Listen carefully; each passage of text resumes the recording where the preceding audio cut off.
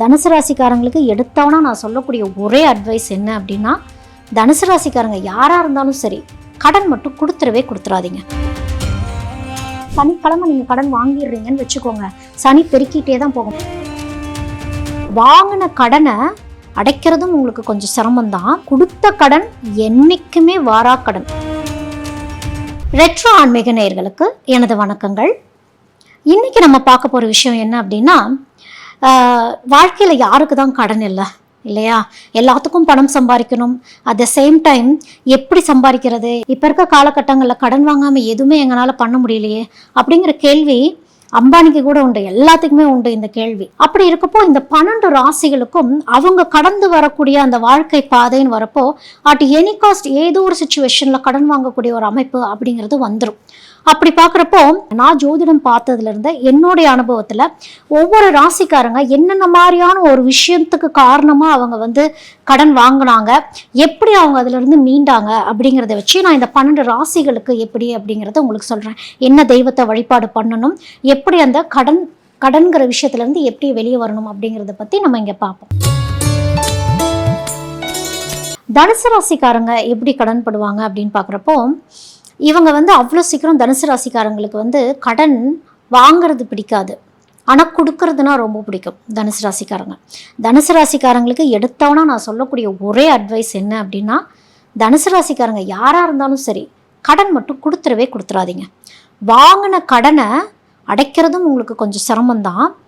கொடுத்த கடன் என்றைக்குமே வாரா கடன். அப்படி அந்த கடன் உங்களுக்கு கொடுத்த கடன் திரும்பி வந்துருச்சு அப்படின்னா, நீங்கள் ரொம்ப அவமானப்பட்டு அசிங்கப்பட்டு அவங்கள்ட்ட சண்டையெல்லாம் போட்டு கொஞ்சம் கொஞ்சமாக பிச்சு வாங்கின பணமாக தான் இருக்குமோ தவிர்த்து, யாருமே தனுசு ராசிக்கிட்ட கடனை வாங்கிட்டு இந்தாங்க அப்படின்னு கொடுத்துருக்காங்க அப்படின்னா ரொம்ப rarest of the rare cases. Maybe உங்களுடைய ஃபேமிலியில் வேறு யாருக்காவது ராசி அமைப்பு கரெக்டாக இருக்கும் பட்சத்தில் அந்த கடன் திரும்பி வரலாமே ஒழிய, உங்களுடைய ராசினால் அந்த கடன் திரும்ப வந்ததா சரித்திரம் கிடையவே கிடையாது. ஏன்னா தனுசு ராசிக்காரங்களுக்கு கொடுக்கணுங்கிற எண்ணம் ரொம்ப அதிகம், சீக்கிரம் நம்பிடுறது எல்லாத்தையுமே. இவங்களுமே இந்த ஸ்டாக் மார்க்கெட்ஸ்ல எல்லாம் போய் பணத்தை விடுறது, என்ன பிஸ்னஸ்னே தெரியாமல் அகலக்கால் வைக்கிறது. ஏன்னா மல்டி டாஸ்கிங் மைண்ட் இருக்கக்கூடியவங்க இல்லையா தனுசு ராசிக்காரங்க. ஒரு வேலை பத்தாது, இன்னொரு வேலை பண்ணலாம், அந்த வேலை பண்ணலாம், இந்த வேலை பண்ணலாம். இப்படியே 9 to 5 ஜாப் போயிட்டு இருந்தால் கூட பிஸ்னஸ் மைண்டுன்னு ஒரு பக்கம் வேலை பார்த்துட்டே இருக்கும். அந்த பிஸ்னஸை எப்படி நம்ம ரன் பண்ண போகிறோம், அந்த லாங் ரன்னாக எப்படி இருக்க போகுது அப்படிங்கிற எண்ணமே இல்லாமல் பட்டுன்னு போய் அவசரமாக வீட்டில் இருக்கக்கூடிய பொருட்கள்லாம் அடமான வச்சு விற்றோ ஏதோ ஒன்று பண்ணி அங்கே இங்கே கடனை வாங்கி ஒரு பிஸ்னஸ் அப்படிங்கிறத ஆரம்பிச்சிடுவாங்க. ஆனால் அதை ரன் பண்ணுறாங்களா அப்படின்னா அது பெரிய கொஷின் மார்க் தான். ஸோ ஆடம்பரமான விஷயங்களுக்கும் இவங்க தனுசு ராசிக்காரங்க கடன் வாங்குவாங்க. அது முக்கியமாக ஆண்கள் அந்த கடன் வாங்குவாங்க. பெண்கள் அப்படி கடன் வாங்குவாங்களா அப்படின்னா, பெண்களுக்கு அந்த கடன் வாங்குறது, தனுசு ராசி பெண்களுக்கு பயம், கடன் வாங்குறதுனாலே பயம். முடிஞ்ச அளவுக்கு தனுசு ராசி பெண்கள் யாருக்கும் கடன் கொடுக்காம இருந்துருங்க. ஏன்னா உங்கள்கிட்ட ஒரு ஆளுமை, தனுசு ராசி பெண்கள்கிட்ட ஒரு ஆளுமை அப்படிங்கிறது இருக்கும். நீங்கள் யாருக்காவது கடன் கொடுக்குற மாதிரி இருந்தது அப்படின்னா, சப்போஸ் பெண்களுக்கு நான் சொல்கிறேன், ஒரு கான்ட்ராக்ட் பேசிஸ்லேயோ ஒரு ப்ரூஃபோட நீங்கள் கடன் கொடுக்குறீங்க அப்படின்னா ஏதோ கொஞ்சம் சதவீதம் இருக்குது அந்த கடன் திரும்ப வரக்க. இருந்தாலும் தனுசு ராசி பெண்களுக்குமே ரொம்ப இலகுன மனசு. நீங்களே என்ன பண்ணிடுவீங்க, சரி கொடுத்த கடன் எனக்கு வேணாம் அப்படின்னு சொல்லிடுவீங்க. அதனால கடன் கொடுக்கவும் வேணாம், வாங்கவும் வேணாம் அப்படிங்கிறது தான் நான் தனுசு ராசிக்கு சொல்கிறதே. ஏன்னா நீங்களாம் குரு இல்லையா, தட்சிணாமூர்த்தி. நீங்கள் வழிபாடு பண்ண வேண்டியதே தட்சிணாமூர்த்தியை தான்.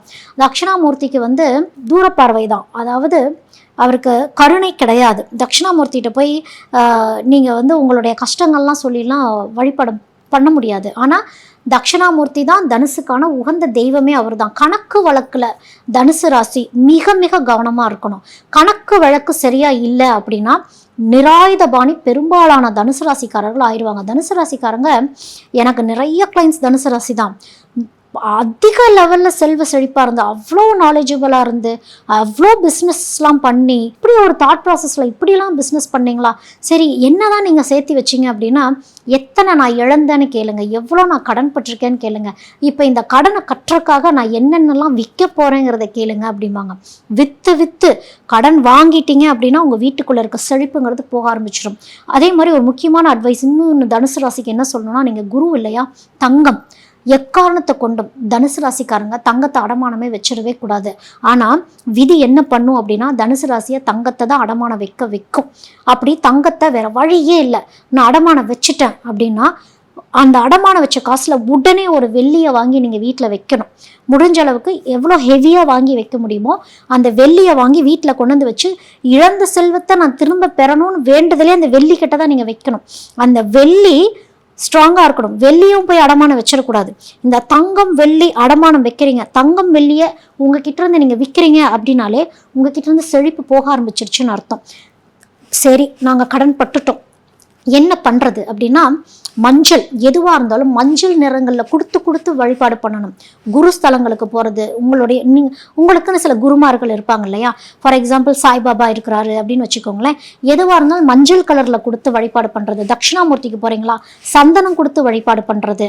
வாராகியை பார்க்க போகிறீங்களா, வாராகிக்கு சந்தனா அந்த ஈர சந்தன கட்டியெல்லாம் இருக்கும், அதெல்லாம் கொடுத்து வழிபாடு பண்ணுவாங்க. அதெல்லாம் கொடுத்து வழிபாடு பண்ணி திரும்பவும் நான் சந்தனத்தையும் மஞ்சளையும் திருப்பி கொடுக்குறேன் தான் வேண்டுதல் வச்சுட்டு வரணும். எனக்கு இந்த வேண்டுதல்லாம் நிறைவேறிச்சுன்னா நான் பெருசாக அதை பண்ணுறேன் இதை பண்ணுறேன், ஏன்னா இந்த தாட் ப்ராசஸ் தனுசுக்கு உண்டு. கையில் வந்தோன்னா தாம் தூமன் செலவு பண்ணக்கூடிய அப்படி கிடையாது. தனுசுக்கு சொல்லக்கூடிய விஷயம் என்ன அப்படின்னா தாழ்ந்து பணிஞ்சு என்ன இருக்கோ அதை செழிப்பாக்கக்கூடிய அமைப்பு தான் தனுசுக்கு. அப்போது உங்களுடைய வழிபாட்டு முறையை எப்படி இருக்கும்னா மஞ்சள் ஆரம்பித்து மஞ்சள் முடியணும். இப்போது தனுசு ராசியில் இருக்கவங்கெல்லாம் பணம் என்கிட்ட இருக்குது, என்கிட்ட இவ்வளோ இருக்குது அவ்வளோ இருக்குது அப்படின்னு யார்ட்டையும் சொல்லாமல் இருந்துக்கிறது நல்லது. ஆனால் தனுசு ராசியால் சொல்லாமல் இருக்கவே முடியாது.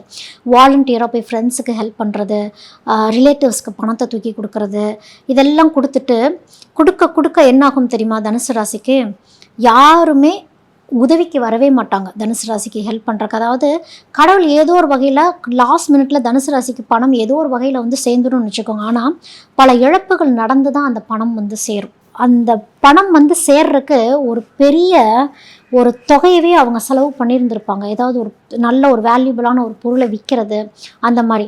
ஸோ யாராக இருந்தாலும் சரி, என்னுடைய ரொம்ப க்ளோஸாக இருக்காங்க, என்கிட்ட கடன் கேட்டுட்டாங்க, எனக்கு பாவமாக இருந்துச்சு, தாட்சண்யம் பார்க்கவே கூடாது. ஏன்னா நீங்கள் குரு தெய்வ தாட்சண்யம் பார்க்கவே கூடாது. குரு தெய்வ தாட்சண்யம் பார்த்துட்டீங்க அப்படின்னாலே உங்களுக்கு கர்மா சேர ஆரம்பிச்சிருச்சுன்னு அர்த்தம். ஏன்னா தனுசு ராசிக்காரங்களாம் தர்மத்தை நோக்கி போகக்கூடியவங்க. கர்மமே உங்களுக்கு வேண்டாம். தனுசு ராசிக்காரங்களுக்கு கர்மம் வந்துருச்சு அப்படின்னா அது விடவே விடாது, வச்சு செஞ்சிடும். அதுவும் நீங்கள் எந்த தருணங்களில் கடன் வாங்குவீங்கன்னா உங்களுக்கு ராகு புத்தி ராகு தசை நடக்கிறப்ப தான் அதீதமாக கடன் வாங்க தூண்டும். அதீதமாக கடன் வாங்கி இந்த சனி கேது காலங்களில் ஏண்டா கொடுத்தோம், ஏண்டா இப்படிலாம் இழந்தோம் அப்படின்னு ஃபீல் பண்ண வச்சிடும். அப்போ உங்களுக்கான மந்திரம் அப்படின்னு பார்க்குறப்ப ஓம் பிரம்மனே நம அப்படின்னு தான் நீங்கள் வேண்டணும். தட்சிணாமூர்த்திகிட்ட தான் அதை வேண்டணும். ஏன்னா தட்சிணாமூர்த்தி தான் உங்களோட படைச்ச பிரம்மனே. ஓம் பிரம்மனே நம, ஓம் பிரம்மனே நம. ஒரு தட்சிணாமூர்த்தி ஃபோட்டோவை கூட வீட்டில் வச்சுட்டு கோயிலுக்கு எப்பவுமே போக முடியாட்டாலும் வீட்டில் ஒரு தட்சிணாமூர்த்தியை வச்சு செழிப்பாக ஒரு வழிபாடு பண்ணுங்க. அவரையே பிரம்மதேவராக எடுத்து நீங்கள் வழிபாடு பண்ண உங்களோட லைஃப் அப்படிங்கிறது ஸ்டெபிளைஸ் ஆக ஆரம்பிக்கும். முடிஞ்ச அளவுக்கு கடன் அப்படிங்கிறத அடைக்கக்கூடிய தருணங்களுக்கு போவீங்க. கடன் கொடுக்கறத நிறுத்துங்கன்னு தான் நான் தனுசு ராசிக்கு சொல்லக்கூடிய விஷயமே. ஸோ கடன் அப்படிங்கிறது முக்கியமாக இந்த சனி கேது, சில டைம் ராகு கடன் வாங்க நம்மளுக்கு வைக்கும். ராகு இப்போ ஒவ்வொரு கிரகங்கள் இருக்கு இல்லையா, ஒவ்வொரு கிரகங்களும் ஒவ்வொரு காரணத்துக்காக நம்மளை கடன் வாங்க வைக்கிறப்போ ராகு அதீத ஆடம்பரத்துக்கும் கற்பனை, இமேஜினேஷன், இல்யூஷன் பார்த்துக்கலாம் அப்படிங்கிற தருணத்தில் ராகு கடன் வாங்க வச்சிரும். கேது வச்சு செஞ்சிடும். கேது காலங்களில் எப்படி கடன் வாங்க வைக்கும் அப்படின்னா எல்லாமே என்கிட்ட இருந்து போய்கிட்டே இருக்குது, எப்படியாவது நான் தக்க வச்சுக்கணும் அப்படின்னா அது எப்படின்னா ஒரு ஓட்ட வழியாக எல்லாமே ஒழுகி போயிட்டே இருக்க மாதிரி தான். கேது காலங்களில் கடன் படுறதும், கேது காலங்களில் கடன் அடைக்க முடியாமல் சிரமப்படுறதும், நம்ம யார்ட்டையாவது போய் கடன் அடைக்கிறதுக்கு இன்னொருத்தவங்கள்ட்ட போய் கடன் கேட்க போகிற நேரத்தில் கூட ஒரு அவமான அசிங்கமோ இல்லை கடன் கிடைக்க முடியாத ஒரு சூழ்நிலையோ கேது இந்த மாதிரி உருவாக்கிடும். அதனால தான் நான் விநாயகர் வழிபாடு பண்ணுங்க. ஏன்னா இந்த கடன் அப்படின்னாலே இந்த சனி ராகு கேது பெரிய ரோல் ப்ளே பண்ணுவாங்க. புதன் கெட்டு போயிடுச்சு, அந்த நேரத்தில் உங்களால் டிசிஷன் எடுக்க முடியல அப்படின்னா புதன் ஸ்தலங்களுக்கு போயிட்டு வர்றது உங்களுடைய புத்தியை ஷார்ப்பாக்கிக்கிறது. புத்தி மூலயமா எப்படி சம்பாதிக்கணும் அப்படிங்கிறது தான் நீங்கள் ஃபாலோ பண்ணணும். இப்போ குரு வழிபாடு அப்படின்லாம் பண்ணுறப்போ குரு வழிபாடு பண்ண இந்த கடன் தொல்லைகளால் அவமானப்படாமல் அசிங்கப்படாமல் தப்பிக்க முடியும். செவ்வாய் வழிபாடு அப்படின்னு பண்றப்போ, செவ்வாய்ங்கிறது முருகர் வழிபாடுன்னு பண்றப்போ பெரும் பிரச்சனையில போய் விடாது. அதாவது சில பேத்துக்கெல்லாம் வந்து இப்போ பேங்கே வந்து எல்லாமே ஜப்தி பண்ணிட்டு போறாங்க, இல்ல ஒரு அடிதடி மாதிரி ஆயிடுது, இல்ல ஒரு பஞ்சாயத்து மாதிரி ஆயிடுது. அந்த மாதிரி ஒரு சுச்சுவேஷன்லாம் வந்து இந்த செவ்வாய் ஹோரையில கடன் வாங்கக்கூடிய சுச்சுவேஷன் வரப்போ இந்த மாதிரிலாம் அமைஞ்சிரும். அதனால எந்த ஹோரைங்கிறது முக்கியம். கடன் கொடுக்கறதும் கடன் வாங்குறதும் அந்த ஹோரை பார்த்து செய்யறது நல்லது. சப்போஸ் சனிக்கிழமை நீங்க கடன் வாங்கிடுறீங்கன்னு வச்சுக்கோங்க, சனி பெருக்கிட்டே தான் போகும். சனிக்கிழமை கடன் வாங்குறீங்கன்னா அது நோய்க்கா இருக்கட்டும். நோய்க்கு கடன் வாங்குறீங்க அப்படின்னா அது ஓரளவுக்கு நம்மளால அடைச்சிட முடியும். ஏன்னா சனியே வந்து அன்னைக்கு மருத்துவத்துக்கு நீங்க செலவு பண்ணலாம், அது வந்து எதுவும் பண்ணாது. சுபகாரியங்களுக்கு சனிக்கிழமையில வந்து கடன் வாங்குற வேலை வேண்டவே வேண்டாம். அது வந்து இன்னும் கஷ்டத்திலேயே போய் விட்டுரும். அதனால கடன் வாங்குறதுக்கும் வெள்ளிக்கிழமை யாரும் கடன் கொடுக்கவும் மாட்டாங்க, வாங்கவும் மாட்டாங்க. ஆனா செவ்வாய்க்கிழமை நீங்க கடன் அடைக்கலாம், புதன்கிழமை கடன் கேட்கறதுக்கு டிஸ்கஷன்ஸ் வச்சுக்கலாம். ஒரு வியாழக்கிழமையா கடன் யாருக்காவது நீங்க கொடுக்கணும்னு நினைச்சீங்கன்னா குரு வழிபாடு பண்ணிட்டு வியாழக்கிழமை கடன் கொடுங்க. அடைக்கிறவங்க செவ்வாய்க்கிழமை அடைங்க. இந்த மாதிரி நேரம் காலம் நாள் கிழமை உங்களுக்கு சந்திராஷ்டமமா இல்லையா இந்த மாதிரி எல்லாம் பார்த்துட்டு, என்னங்க ஆத்திர அவசரம், எங்களுக்கு ஒரு ஹாஸ்பிட்டல் எக்ஸ்பென்ஸ், இந்த டைம்ல போய் நாங்கள் நேரம் காலம் பார்த்துட்டு இருக்க முடியுமா அப்படின்னா ஆத்திர அவசரத்துக்கு நம்ம நேரம் காலம் பார்க்க முடியாது. அது வந்து உதவி, அது வந்து நம்ம உதவி கேட்குறோம், அது எமர்ஜென்சிக்கு உதவி கேட்குறோம். முறையா கடன் கேட்குற ஒரு அமைப்புன்னு இருக்கு இல்லையா? இப்போ நீங்க வந்து ஃபினான்ஷியல் கிட்ட எல்லாம் போய் பணம் கேட்குறீங்கன்னா அதுக்கெல்லாம் ஒரு நேரம் காலம், ஒரு பேங்க்ல போய் நகை அடமானம் வைக்க போறீங்க, இல்ல அடைக்க போறீங்க, இதுக்கெல்லாம் நீங்க நேரம் காலம் பார்த்து செய்யறப்போ உங்களுக்கு இழந்த செல்வம் திருப்பி கிடைக்கணும். அப்படிங்கிறது தான் வந்து கடன் அடைத்தல் அப்படிங்கிறதே பேரு. ஒரு கடன் எதுக்கு நம்ம வாங்குறோம்? ஒரு கடன் நம்ம வாங்குறோம்னா தெளிவா இருக்கணும். அந்த கடன் எப்படி உபயோகப்பட்டுச்சு அப்படின்னு ஒண்ணு இருக்கு. ஊதாரித்தனமா செலவு பண்ணிட்டு காத்துல போன மாதிரி இருந்துடக்கூடாது. கடன் ஒரு பொருள் உள்ள வரணும். ஒரு கடன் நம்ம வாங்குறோம்னா அந்த பொருளுக்கான ஒரு அடையாளம் அப்படிங்கிறது வீட்டுல இருந்து அது ஒரு செழிப்பை கொடுக்குற மாதிரி இருக்கணும். இல்லைன்னா நிறைய கடன் வாங்கினவங்க வீட்டை போய் பாருங்க, வீட்டுக்குள்ள ஒண்ணுமே இருக்காது. அப்ப எதுக்கு கடன் வாங்கினீங்க அப்படின்னா எதுக்கு வாங்கணும்னே தெரியாது. எதையோ வித்து இந்த கடனுக்காகவே சம்பாதிக்கிறேன், இந்த கடன் அடைக்கிறதுக்காகவே நான் வாழ்றேன் அப்படிங்கிற மாதிரி போயிடும். அதனால பிளானிங் அப்படிங்கிறது ரொம்ப முக்கியம். அகலக்கால் எப்போவுமே ஆபத்தானது. சிறு சேமிப்பு கூட உங்களுக்கு ஹெல்ப் பண்ணும். அந்த சேமிப்புக்கெல்லாம் வந்து சாமிக்கிட்டேயே வந்து நீங்க வந்து பணம் சேமிச்சு வைக்கிறது, அந்த சேமிச்சு வச்ச பணத்துல வந்து ஆலய தரிசனங்களுக்கு செலவு பண்றது, ஆலய வழிபாடு பண்றது, இந்த மாதிரி பில்கிரிமேஜ் ட்ரிப்பு போறது, இந்த மாதிரி தெய்வ வழிபாட்டுக்கான ட்ரிப்பெல்லாம் வந்து நீங்க சேர்த்தி வச்ச பணத்துல போயிட்டு வர செழிப்புங்கிறது அதிகரிக்கும். பொதுவாகவே எல்லா ராசிக்காரங்களுக்கும் சொல்ற விஷயம் என்ன அப்படின்னா, யார் கடன் வாங்கியிருந்தாலும் சரி, என்ன ராசிக்காரங்க கடன் வாங்கியிருந்தாலும் சரி, விநாயகரை போய் பிடிச்சிக்கணும். ஏன்னா அவர் தான் ஆதிக்கடவுள் இல்லையா? விநாயகரை வழிபாடு பண்ணி அவரையே சொல்யூஷன் கொடுக்க வைக்கணும். நீங்க தான் எனக்கு சரணாகதி அப்படின்ட்டு விநாயகருக்கு ஒரு தேங்காய் உடைச்சு வழிபாடு பண்றது, இந்த மாதிரி வழிபாடு முறைகள்லாம் பண்ணி விநாயகரை வழிபட்டா மட்டும் இங்க கடன் அடைஞ்சிருமா அப்படிங்கிறது இல்லை. அவருடைய அந்த பிளெஸ்ஸிங்ஸ் அப்படிங்கிறத நீங்க எடுத்துக்கணும். அது போக முக்கியமா சந்திராஷ்டமம் வரக்கூடிய நாட்கள்ல உங்களுக்கு என்னைக்கு சந்திராஷ்டமம், எல்லா நட்சத்திரக்காரங்களுக்குமே வந்து ஒரு 2.5 நாள் சந்திராஷ்டமம் அப்படிங்கிறது இருக்கும்.